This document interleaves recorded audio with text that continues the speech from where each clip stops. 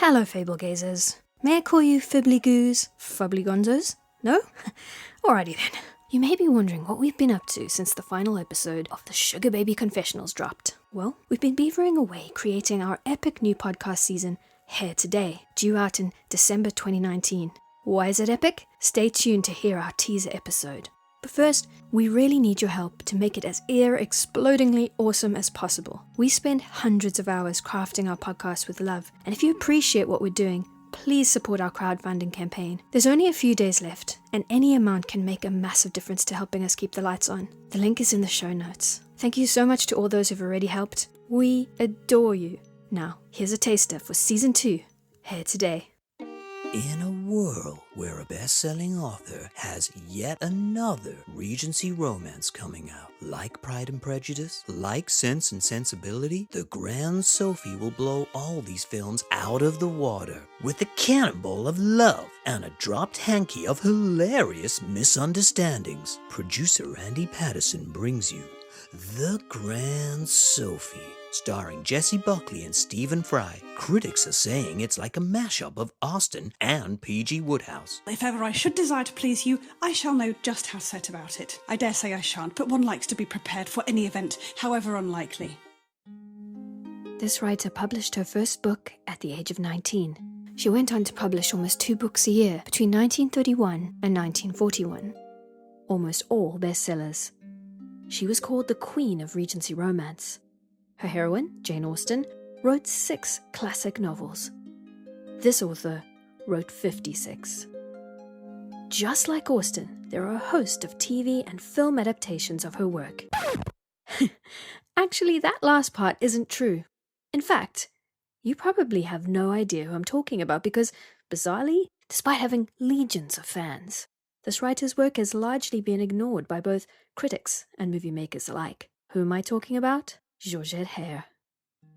Here's national treasure Stephen Fry. People just assume there's a genre now of Regency romance and that she's one of them and that she's like the others. And she isn't, as we who venerate her know, and it's annoying. And maybe the publishers haven't had the courage of their convictions to sell them as intelligent, sprightly, funny, rewarding books than they are assumed to be. Heyer's biographer, Jennifer Kloester, says, "The thing I've really noticed in the last 10 years or so is this decided shift in attitude to Georgette Heyer. And I think that's to do with the enduring nature of her novels, the fact that she's still a bestseller nearly 100 years after she published her first book. And the further away we get from her death and the more she continues to sell, I think the closer she comes to becoming a true classic author." Best-selling author of Chocolat, Joanne Harris, has this to say. Frankly, Hollywood is not very educated when it comes to literature. If it's not a modern bestseller, then it has to be one of the 4 books that they are aware of that are classics. Otherwise, it's an unknown quantity. And so getting together the kind of budget which would be necessary to make a fairly large costume drama, it's not necessarily a given, even with something which, as you said, is a no-brainer like Georgette Heyer. I don't really know why they haven't made something before now. I'm not sure how much I can say about that. I'm not going to speak out of school. Ever since I took on the agency to represent her, I've been trying to get television companies and film companies to produce her work. Utterly unexploited, don't understand why, wonderful stories. That was Andy Paterson, film producer, and Peter Buckman, literary agent for Heyer's estate. To wrap up, are you now a Georgette Heyer convert? It's fun. It's a bit challenging. So overall, I would say I'm a convert for sure. It's just, it's just not really my thing. I came into it thinking, I'm really not this is going to be such an onerous thing. But came away thinking, actually, I'm glad I read that. And I'm definitely a convert. Me too. Isn't that time for a coffee? Join me on my journey to convert new readers to this wonderful author's work. Each week, I'll be reading one of my favourite Heyer novels with a random victim, a volunteer.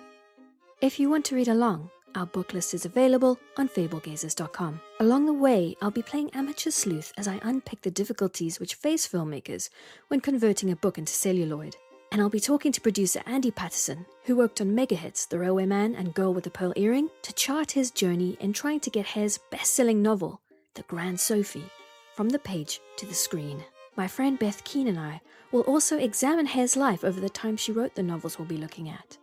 And we'll speak to experts and celeb fans like Stephen Fry and Joanne Harris about what makes her work so special. If you love literature, romance, period films, and laughing, then you have to listen to Hair Today. Coming soon to a podcast player near you.